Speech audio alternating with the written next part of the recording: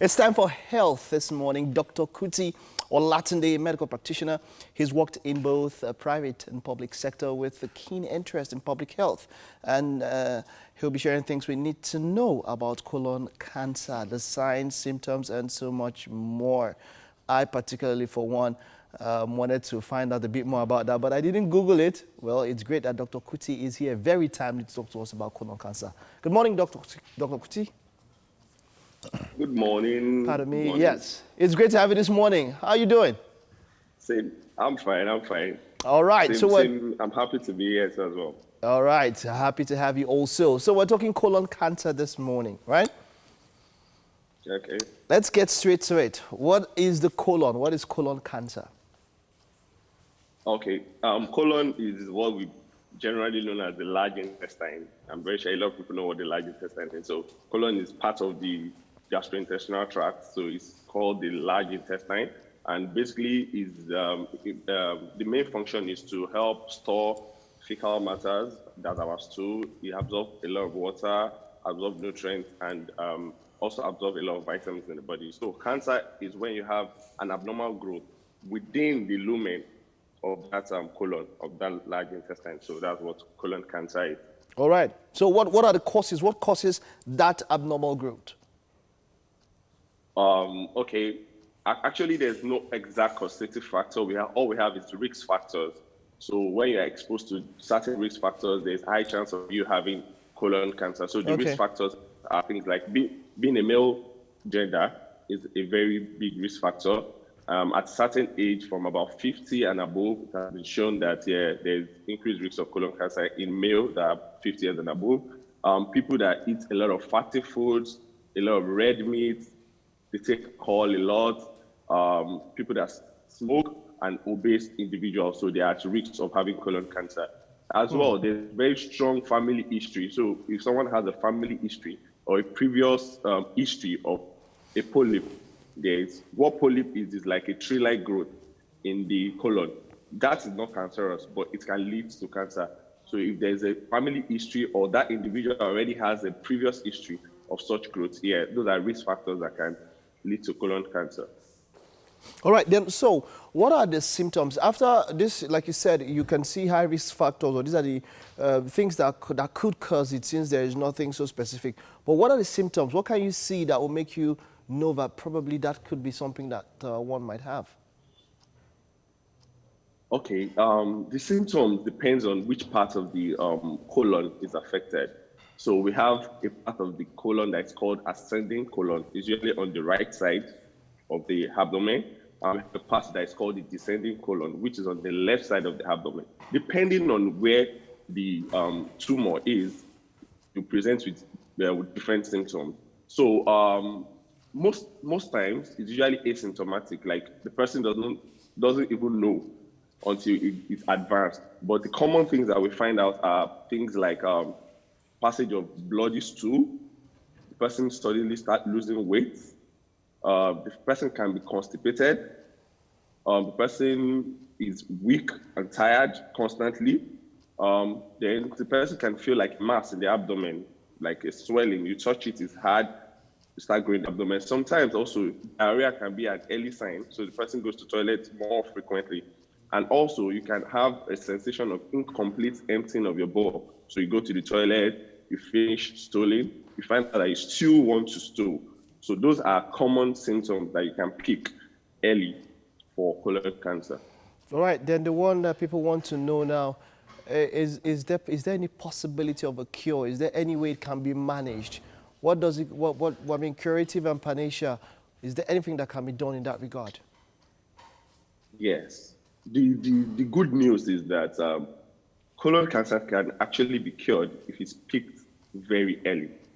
So we have stages of this colon cancer. So it's stage from stage 0 to stage 4. So from stage 0, you want to know if the tumor is still within the lining of the intestine. It has not yet grown too much. That's for stage 0. Stage 1 is when the tumor is growing beyond that. So depending on the stage, it can be cured. So for stage 0 and stage 1, what you basically need is you remove the tumor, and yes, the person is fine. But for stage 2, 3, and 4, the higher the stage, the more difficult it is to treat. For stage 3 and 4, you need resection and sometimes chemotherapy or radiotherapy. While stage 4, it's like the disease has spread beyond the colon, it has gone to other parts of the body, and that becomes more difficult to cure. So people with stage 4 is usually very difficult to cure. So let's also talk about preventive measures. What preventive measures can be taken when it comes to colon cancer? Since you say men, by the time men start getting older, there is a susceptibility to colon cancer. What kind of preventive measures can be taken? The first thing first is you have to identify if you have a family history, a strong family history. So once you know that you have a strong family history of colon cancer, the thing is you have to constantly check yourself. The least test you can do is what we call a full blood count, whereby they can check your blood cells and they can see if you're anemic, if that's your red blood cells, is it getting lower?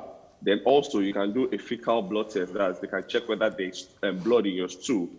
Then the more advanced test that you can do is what we call a colonoscopy. So it's like a camera inserted into the anus to see how the colon is. So with that, you can easily detect what we call a polyp, that's the tree-like growth that I talked about earlier in the colon. So once you can pick that, you can remove it early. That is not cancerous.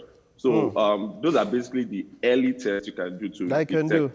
All right, something that will interest a number of people, and maybe even me. Some of us love our suya. We love our beef and red meat and all of that. So are we saying that red meat should be avoided as much as possible? Well, yes, it should be avoided as much as possible because it's one of the major risk factors for having colon cancer. So I know it's difficult. It's very difficult to avoid. Please, doctor, please. I like this. Hello, doctor. Doctor, please, before just... Yes, I'm with you. Some of us are not very sure. Well, let's just specify red meat. So let's know red meat and all other meat so that, you know, sometimes seasoning can change the color of meat and you think it's not red. So can you help us specify which one is red meat? Let's know. Red meat is the meat everybody eats. Like okay, now the meat of suya, that's red meat. Suya, red meat. We buy in the market to cow meat, yes. It's because suya has been smoked, so the color has changed and all those things, but suya is red meat, the cow meat, the ram meat that we eat, they are all. What of asun, goat? They are all. Asun? Definitely. Asun is red meat. Also red meat, but you know asun is assaulted. The asun is assaulted. Now it depends on which part of asun you're eating. There are other parts of asun. So you have the intestine in your asun, you have the liver in your asun, you have the skin. So, but when you're eating the meat, no, mama is not red meat. No. Mama is not red meat. Okay, all right. So how can red meat be too much? Where do you know where to draw the line? And maybe just in case you want to have cheat day and take 1 or 2 small red meats, where do you draw the line? How much is too much? Well, that is actually difficult because individuals, we are different, you understand? Okay. But once you know you have a family history, the most important thing is once you know you have a family history, because family history is closely linked to colon cancer. It's closely linked. So once you know you have a family history of colon cancer or a polyp, not necessarily colon cancer, so you know that somebody in your family one time or the other already had a polyp before in the past, you should cut down on red meat as much as possible. Even if it's possible to avoid it, that's good if you can avoid it. But to draw the line I can't really say this is the particular amount you should take. All right, Dr. Kuti, it was a pleasure talking to you. There is something I picked from here. Maybe you will put it up as a topic, eugenics or something like that, when it comes to family history and all of that. But thank you. This was quite an enlightening discussion, Doctor. You're welcome. All right, so those of you that like the suya and all of that, please be careful if you're a guy, colon cancer. They say as soon you can manage. Snail meat are very cooked. Pomo, if you love pomo, you don't have any problem with that, right? That's it on health this morning. I hope you were able to pick 1 or 2 things there. We'll take this time out. There's still more to come. Stay with us.